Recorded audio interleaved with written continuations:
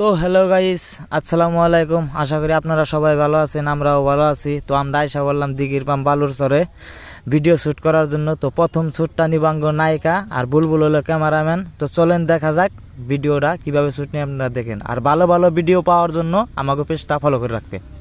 তো গাইস আবার আইসা গেলাম, ইতিমধ্যে আমাকে নায়িকার শ্যুটটা নেওয়া শেষ। এখন শ্যুট নিব হইলো বুলবুলের। তো ক্যামেরাম্যান হয়েছে আমাকে ভাই লোক। তো কিভাবে শ্যুটটা নেয় চলেন আমরা দেখতে থাকি। তো গাইস আবার আয় গেলাম, ইতিমধ্যে বুলবুলের শ্যুটটা নেওয়া শেষ। এখন হইলো আমার পালা। তো দেখতে থাকেন আমার শ্যুটটা ওরা কিভাবে নেয়। আর আমাকে এই ভিডিওটা দেখার জন্য পেজটা ফলো করে রাখবেন। তো চলেন দেখা যাবে।